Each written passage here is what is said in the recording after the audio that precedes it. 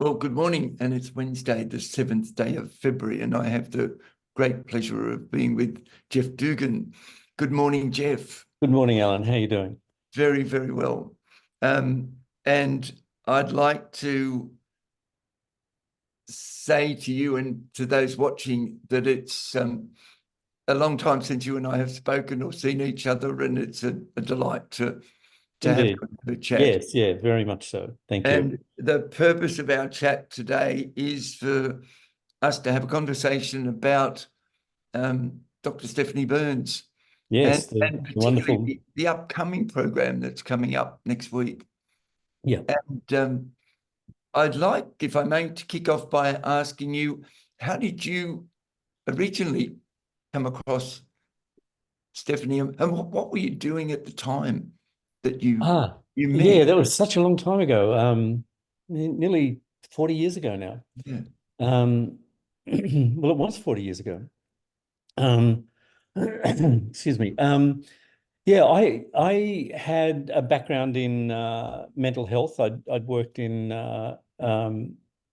psychiatric hospitals in Sydney for quite a while. And one of the things I was very much interested in, even back then, was effective programs, because a lot of what I was experiencing at the time was not particularly effective. You know, it was running off, assumptions and Yes. almost like stereotypic approaches that, despite not getting results, were still Happening. delivered. Yeah. So that was Yeah. very frustrating for me at the time, a young man. And so I began my own journey of finding out a whole lot of things about what was working. Some of that took me to the United States, Mm-hmm. where I originally trained in NLP with Leslie Cameron Bandler Yes. in America. Yeah. And that opened up a whole new world for me. I went on to get degrees in psychology and linguistics. Mm-hmm. And so my curiosity about how things worked and what worked well was just, increasing. And then I'd heard about this person, Stephanie Burns, and she was presenting a training at the time called Learning to Learn. Mm-hmm. And at the time, I was working with a lot of young people with the diagnosis at the time of ADHD. Right. And it was frustrating me because the approach at the time was to medicate them. Mm-hmm. And a major approach was to medicate them.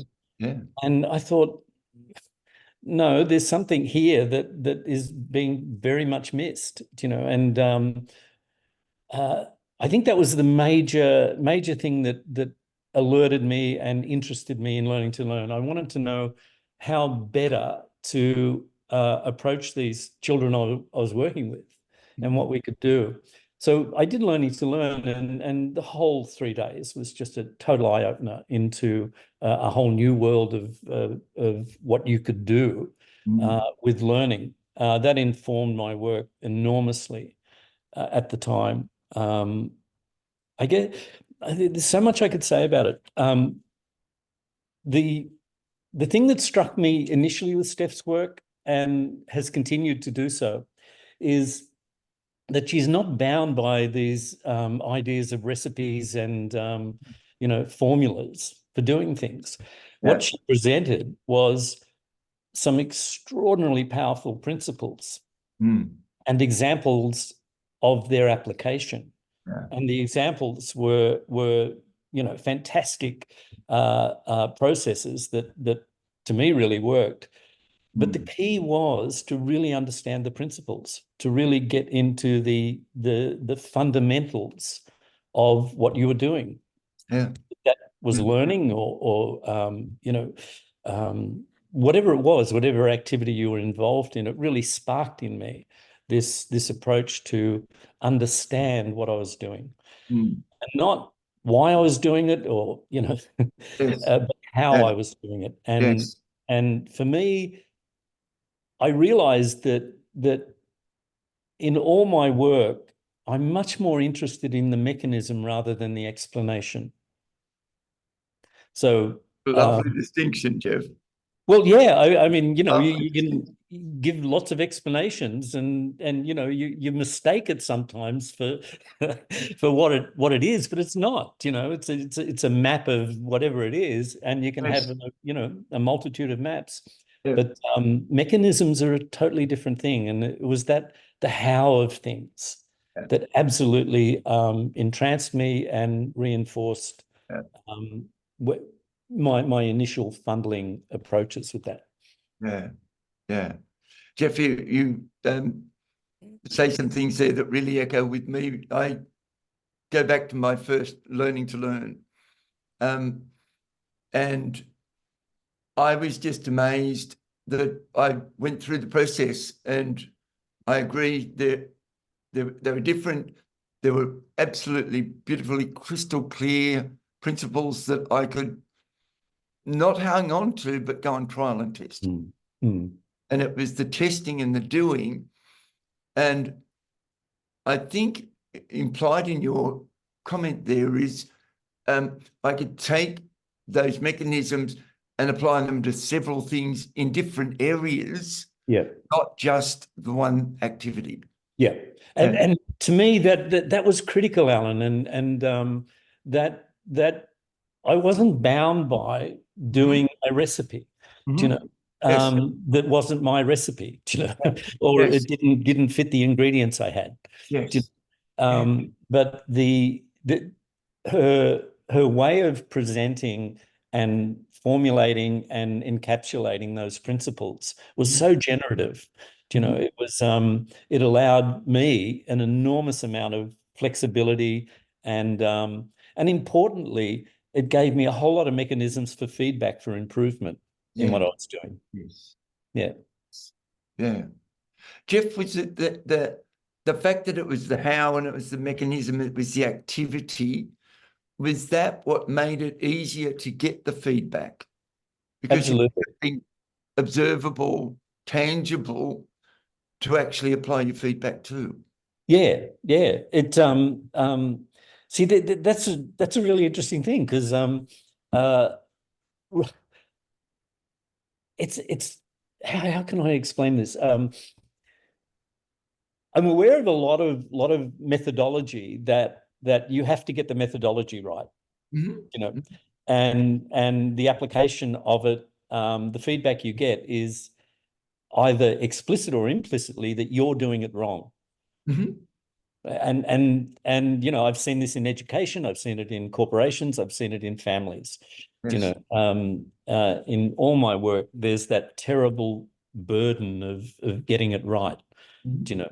Whereas what Steph's work provided, and I'm thinking about it now, it provided a whole different approach to it, where we weren't dealing with what was right or wrong, or getting the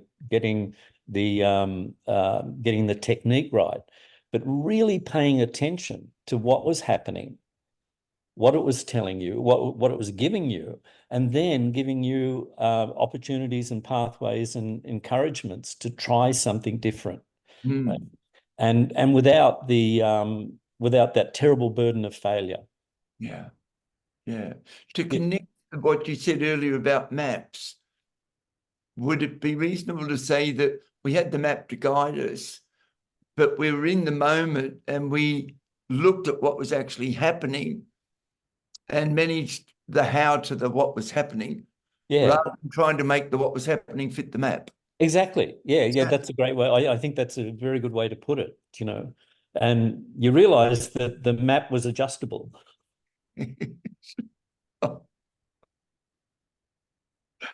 Yes. Yeah. So and so much of Steph's existence itself, to me, was an incredible motivation, an incredible support. I look at what she's done in life as a congruent and brilliant example of her principles. I'm sure we've all come across the odd person in life that says one thing and does another.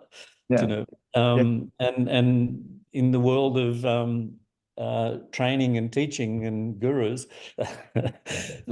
that's an all too common disappointment, unfortunately. Yeah. But without pumping her tires up too much, Yeah.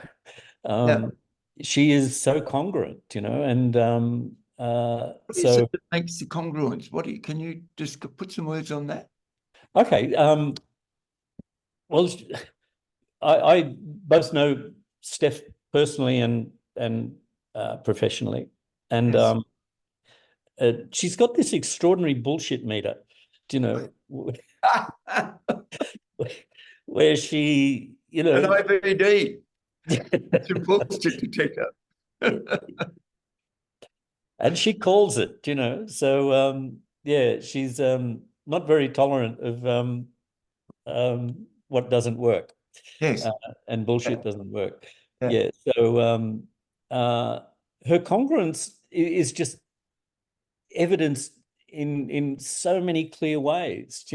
She says you can learn, right? So what does she do? She goes off and learns the most extraordinary things. Yeah.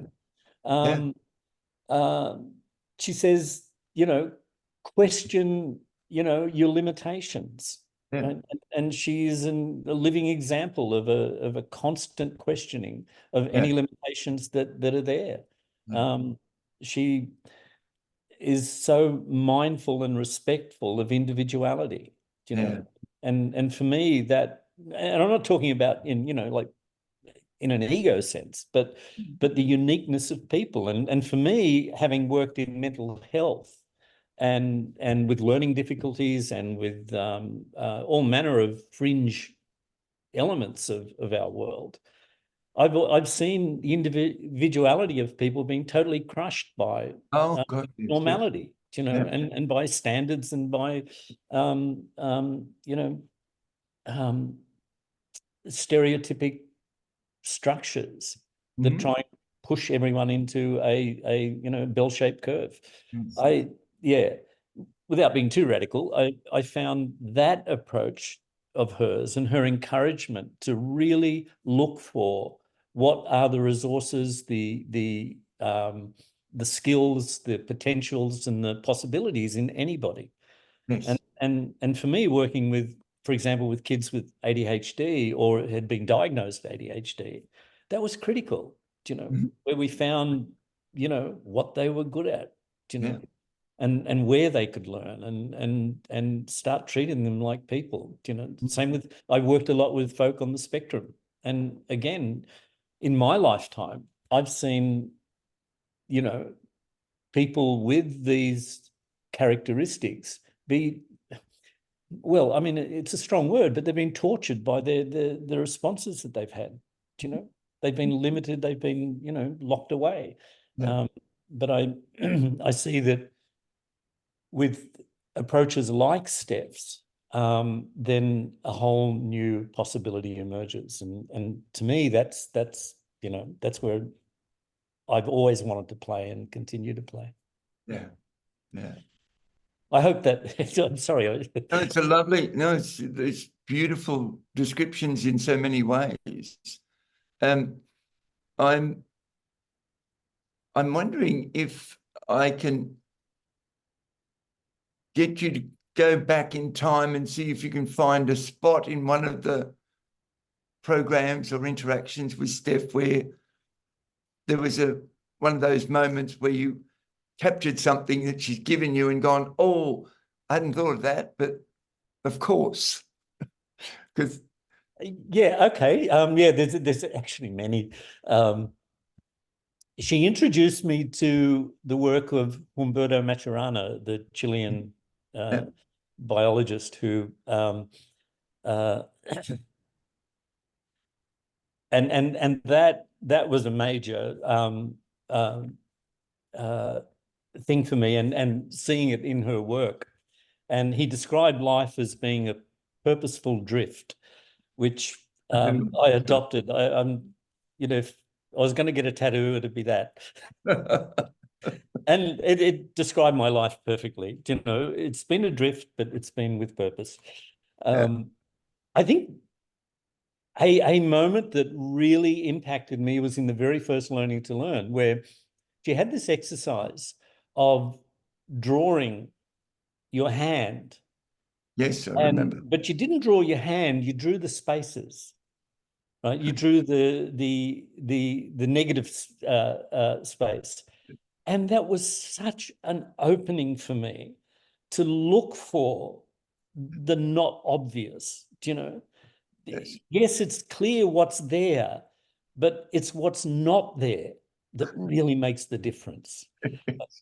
So that became a mantra for me, Mm. you Yeah. know, in myself and in working with others. You know, what is Yeah. not there that we could find? Yeah. Geoff, I think you beautifully describe, as two neuroscientists, we can say she's actually just found dormant neurons that were sitting there waiting to go, I'm here. Yes, exactly. Yeah, yeah. And it's that gorgeous, wonderful world of you know what's not there, which you know I think points to the possibilities all the time. Yes. Yeah, Yes. and it's that sense of possibility that you know I've really loved about you know I feel totally blessed that I've had Steph in my life Mm. Jeffrey and Dugan, continue to. what a beautiful comment. And what an absolutely wonderful way for us to close off our time together. Can I say a joy to reconnect? I'm thrilled and look forward to seeing you at the program and your partner at the program next week. Yes, and And I'm very much looking forward to being there and reacquainting. Yeah. yeah, and I guess you and I both have the good fortune of having such experience with Steph that we can both be excited for ourselves and for others of what's in front on the 15th of February. Absolutely. I have no idea what's going to happen. So, Yeah. you know, that's very exciting. Yeah. Geoff Dugan, it's been a joy. Thank you. Thank you, Allan. Cheers. Pleasure. Bye for now. Bye.